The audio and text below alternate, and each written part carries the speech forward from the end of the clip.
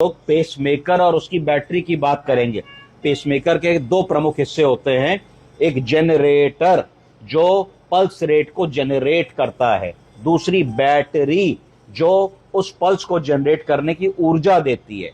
आपको मोबाइल रोज चार्ज करना पड़ता है, पर पेसमेकर की बैटरी जो एक बार लगती है वो 10 से 15 साल तक चल सकती है। देखिए क्या क्षमता है, क्या साइंस है, क्या टेक्नोलॉजी है। और जनरेटर हो गया जो पल्स बना रहा है, बैटरी हो गई जो ऊर्जा दे रही है, तीसरी चीज तार।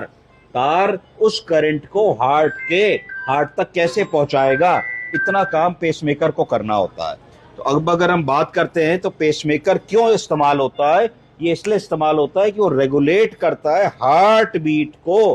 कैसे? By sending electrical impulses and signals to the heart. कब? When the natural signals are कम और इनकॉम्पिटेंट, ब्रेडिकार्डिया होता है। अगर किसी के नेचुरल सिग्नल 70 बार आ रहे हैं तो उसको पेसमेकर क्यों लगाएंगे? नहीं लगाएंगे। नॉर्मल पल्स रेट 72 आ रही है, 80 आ रही है, 90 आ रही है। अगर किसी की ब्रेडिकार्डिया हो रहा है, पल्स रेट 40 हो रही है, 30 हो रही है, रोज उसको चक्कर आ रहे हैं, वो आदमी गिर रहा है, तो he is a candidate for pacemaker. और पेसमेकर कब लगाएंगे? अगर ब्लॉक्स होंगे, एवी ब्लॉक होगा, है ना, कंप्लीट हार्ट ब्लॉक होगा, तभी भी पेसमेकर लगाएंगे। और कब लगाएंगे? जब हार्ट में कोई ऐसी बीमारी होगी कि हार्ट में बार बार एरिथमियाज और फिब्रिलेशन हो रहा है, एकदम से हार्ट रेट 70 होना चाहिए, 150-200 हो गया, तो अगर 150-200 को तुम तुरंत कम नहीं करोगे तो कार्डियक अरेस्ट हो जाएगा, मरीज की डेथ हो सकती है। ऐसा ना हो तो ऐसे भी पेसमेकर्स आते हैं कि जैसे ही हार्ट रेट 1 के ऊपर गया, 150-130 के ऊपर, तो एकदम से छोटा सा शॉक डिलीवर करेगा वो पेसमेकर और हार्ट की रिदम रेगुलर हो जाएगी। तो ये इंडिकेशन है पेसमेकर को लगाने के लिए। अब पेसमेकर हेल्प करता है हार्ट रेट को नॉर्मल रखने में, जिससे कि जो सिनर्जिक इफेक्ट है हार्ट रेट का और चैम्बर्स की कॉन्ट्रैक्टिबिलिटी का वो मेंटेन रहे। एक पेसमेकर का और काम है, जो डुअल चैम्बर पेसमेकर आते हैं, जो ऑरिकल्स और वेंट्रिकल्स दोनों को पेस करते हैं। ऐसे मरीज जिनको सीएचएफ कंजेस्टिव हार्ट फेलियर की बीमारी है और जिनका इजेक्शन फ्रैक्शन बहुत पुअर है, उनके इजेक्शन फ्रैक्शन को भी ऐसे पेसमेकरों को लगा के कुछ बढ़ाया जा सकता है, यानी कि एग्जिस्टिंग इजेक्शन फ्रैक्शन 25% तक बढ़ सकता है इस तरीके के पेसमेकर्स को लगाने के बाद। अब अगर हम थोड़े इतिहास की बात करें, पीछे जाएं, पेसमेकर पहला कब बना, कब लगा, कब सक्सेसफुली वो इंस्टॉल हुआ, तो हमको जाना पड़ेगा काफी पीछे। काफी पीछे का मतलब है 1957, 1957। बहुत पुरानी बात नहीं, कुल 75 साल पुरानी बात है। किसको लगा था? एक बच्ची को लगा था। कितने साल की थी? 3 साल की थी। 3 साल की बच्ची को पेसमेकर लगा जिसकी जान जा रही थी। उस समय पेसमेकर्स अंडर डेवलपमेंट थे, बहुत ही क्रूड लेवल पे थे। तो उस समय के कार्डियक सर्जन को लगा कि हमको इस रिसर्च को इस्तेमाल करना चाहिए इस बच्ची की जान को बचाने के लिए। और बच्ची 10 महीने बची। और डेथ कैसे हुई? डेथ ऐसे हुई क्योंकि वो जहां रहती थी स्वीडन में, वहां पे लाइट चली गई और उस समय वो पेसमेकर्स में बहुत ही थोड़ा बैकअप होता था और बार बार बिजली की जरूरत पड़ती थी। और 3 घंटे से ज्यादा का इलेक्ट्रिकल फेलियर हुआ तो बिजली ना मिलने की वजह से उस बच्ची का देहांत हो गया था। 3 वर्ष की बच्ची का। वो पेसमेकर मेट्रॉनिक्स कंपनी ने बनाया था, जो विश्व की पहली कंपनी थी और आज भी सबसे बड़ी कंपनी है।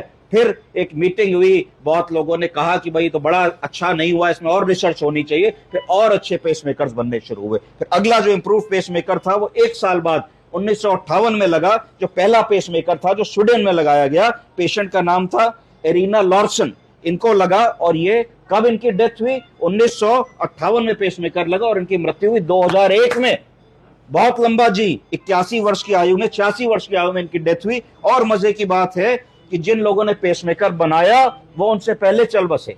जिस डॉक्टर ने उनको पेसमेकर लगाया उसकी भी डेथ हो गई और इनको अपने जीवन काल में 26 पेसमेकर बदलवाने पड़े और ये 86 साल तक जी। 26 पेसमेकर क्यों बदलवाने पड़े? आज का पेसमेकर 10 से 15 साल चलता है। पहले जो पेसमेकर बने थे उसकी बैटरी की लाइफ बहुत कम होती थी, साल 1.5 साल। फिर धीरे धीरे और रिसर्च आया और बेटर बैटरीज आई, लिथियम बैटरीज आई और निकल कैडमियम बैटरीज आई। तो इस तरीके से उनको 26 पेसमेकर पूरे जीवन काल में लगे। पेसमेकर कैसे चलता है? हमारे हार्ट का पेसमेकर का है। हमारे हार्ट में 2 पेसमेकर होते हैं, एक एसए नोड और एक AV node. SA node sinoatrial node को कहते हैं, एवी नोड एट्रियोवेंट्रिकुलर नोड को कहते हैं। तो एसए नोड जो है हार्ट का नेचुरल पेसमेकर है, जो एट्रियम को कॉन्ट्रैक्ट करने के लिए रिस्पॉन्सिबल होता है और एवी नोड वेंट्रिकल्स को कॉन्ट्रैक्ट करने के लिए रिस्पॉन्सिबल होता है। बैटरी को रिप्लेस करने की बात क्या होती है? लोग कहते हैं भाई बैटरी बदल दी है पेसमेकर की जी। तो ये गलत नोशन है। बैटरी नहीं बदली जाती है, पूरी पेसमेकर की डिवाइस ही बदली जाती है, क्योंकि बैटरी और पेसमेकर एक ही साथ होता है। एक कंपार्टमेंट में जनरेटर और बैटरी मिल करके पूरा पेसमेकर बनाया जाता है।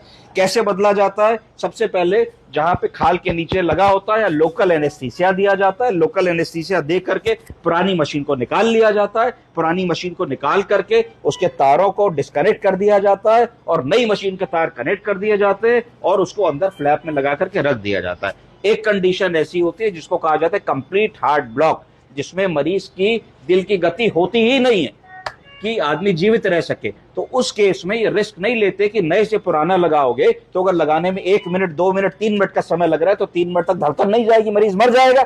उस स्थिति में पैर के रास्ते से फीमोरल रूट से जाकर के एक टेम्परेरी पेसमेकर लगा लिया जाता है।